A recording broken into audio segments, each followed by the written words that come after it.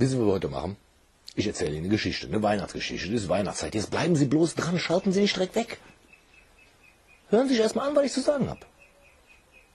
Ist eine interessante Sache. Ist eine Geschichte, die mir passiert ist. Vor vielen Jahren. Wer den Blog und die Filme aufmerksam verfolgt, da ist schon mal aufgetaucht, dass ich ein ziemlich weit gereister Mensch bin. Also, ziemlich weit. Und da sind mir Dinge passiert unterwegs, die können Sie sich in Ihrem kühnsten Träumen nicht ausmalen. Ehrlich nicht. Und eine davon, die hat mich so geprägt, mein ganzes Leben hat die mich geprägt. Ich sehe das jetzt noch vor mir, als wäre gestern. Und die Geschichte erzähle ich Ihnen. Eine Weihnachtsgeschichte, meine persönliche Weihnachtsgeschichte. Und dann entlasse ich Sie ins Weihnachtsfest. Und dann können Sie sich den Weihnachtsschmaus mal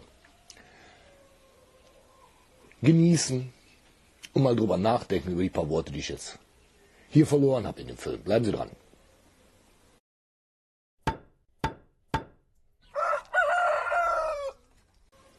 Also ein weit gereister Mensch, ich habe es gesagt. Unter anderem war ich eben auch einmal in Nepal. Ja? Da bin ich durch unglückliche oder glückliche, wie man es nehmen will, so im Nachhinein betrachtet, Zufälle in ein Dorf gekommen, 2 Tagesmärsche weg von der nächsten Straße. Also in der Pampa. Ich habe es gesagt, da wo nachts die Tiger durchs Dorf gelaufen sind. Ganz arme Leute. Ganz arme Leute. Können Sie sich gar nicht vorstellen, wie arm die waren. Also wenn jemand nicht das Geld hat, um sich Salz zu kaufen, ja, Salz, dann ist der arm. Wenn der in einem Land wohnt, wo Reis Grundnahrungsmittel ist, und er kann sich keinen Reis erlauben, dann ist der arm. Ja, jedenfalls bin ich da in dieses Dorf gekommen. Und wie, spielt auch keine Rolle. Und 4 Wochen rum um die 4 Wochen war ich da. Und ich musste ja was essen. Und jetzt kommen wir zu dem Ding, was ich hier in der Hand habe. Was gab es da zu essen? Reis konnten sie sich nicht erlauben. Hier, Mais. Da gab es jeden Tag Maispampe. Also gemahlenen Mais, hier zerstampft, zerrieben mit Steinen, was auch immer, in Wasser gequollen. Da kam das auf so ein großes Tablett, wie das in Indien so üblich ist, oder in Nepal ist dasselbe. Und da kam da so ein bisschen Soße mit Gemüse drauf, damit das ein bisschen Geschmack hatte. So, und das habe ich gegessen. Jeden Tag. Morgens, mittags und abends. Wobei das wahrscheinlich schon 2 Mahlzeiten mehr waren, als die normalerweise ohne mich gegessen hätten. Aber lassen wir das mal beiseite. Morgens, mittags und abends Maispampe mit Gemüse. So, das machen Sie 2 Wochen lang mit. Was passiert? Irgendwann fangen Sie an zu fantasieren. Das glauben Sie nicht? Können Sie sich nicht vorstellen, habe ich Ihnen gesagt. Sie fangen an zu fantasieren. Ja? 2 Wochen Maispampe mit Ladyfingergemüse oder was die da hatten, woran ich mich noch erinnere. Da fangen Sie an zu fantasieren. Sie sehen dann vor Ihrem geistigen Auge Lebensmittel. Ehrlich. Ich habe Tagebuchaufzeichnungen. Seitenweise habe ich abends gesessen. Habe Nahrungsmittel aufgeschrieben. Von Himbeertorte bis Zucchini. Sie glauben nicht.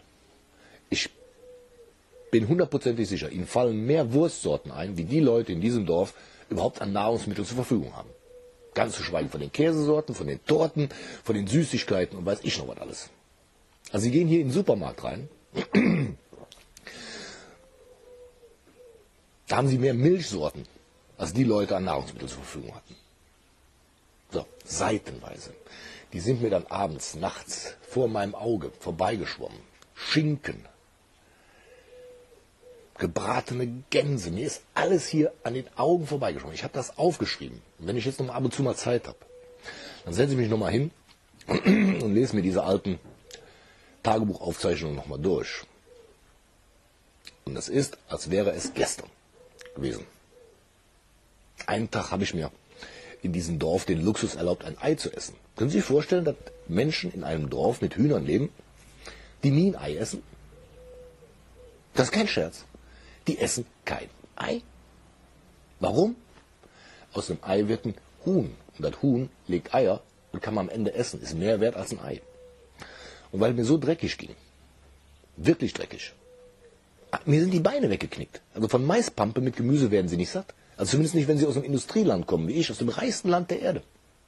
Da werden Sie nicht satt. Habe ich mir den Luxus gegönnt, ein Ei zu essen. Da ist das Bild.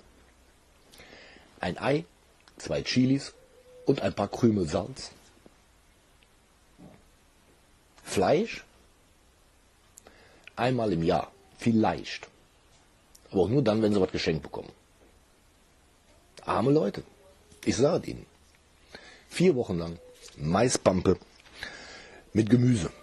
So, ich konnte danach wieder raus aus dem Land. Ich bin dann wieder weg. Lebe jetzt wieder in Deutschland. Baue hier wahrscheinlich mehr verschiedene Nahrungsmittel an, als die da hinten zur Verfügung haben.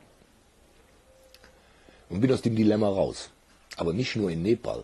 Auf der ganzen Welt gibt es Leute, denen geht das ihr ganzes Leben lang so dreckig.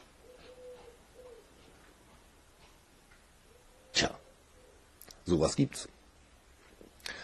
Wie gesagt, wenn Sie jetzt jung sind, unter 80, dann werden Sie es nicht verstehen, wovon ich rede. Sie können sich nicht vorstellen, wie seitenweise, wie am laufenden Band nachts Nahrungsmittel vor Ihrem Auge vorbeischwirren. Sie gehen in eine Bäckerei, da ist eine größere Brotauswahl, als dort an Nahrungsmitteln zur Verfügung stand. Sie können sich das nicht vorstellen. Wenn Sie über 80 sind, um den Dreh rum, dann können Sie sich ja vielleicht noch aus der Nachkriegszeit erinnern. Und das ist eine Sache, die hat mich mein ganzes Leben lang geprägt. Mein ganzes Leben lang habe ich diese Hütte da. Wenn die mal einen Huhn geschlachtet haben, fällt mir noch ein, dann wurde das immer über die Hütte geworfen, über die Hütte drüber, wegen der Götter oder Geister oder wer auch immer. Also ziemlich weit weg vom Schuss die ganze Geschichte da. Ich kann Ihnen sagen, sowas prägt. Und Sie können sich das mit Sicherheit nicht vorstellen. Deswegen ein ganz besonderes Verhältnis zu Nahrungsmitteln und ein ganz besonderes Verhältnis zu Mais hier. Ich kriege das nicht aus meinem Kopf raus. Irgendwann kam ich dann wieder nach Hause.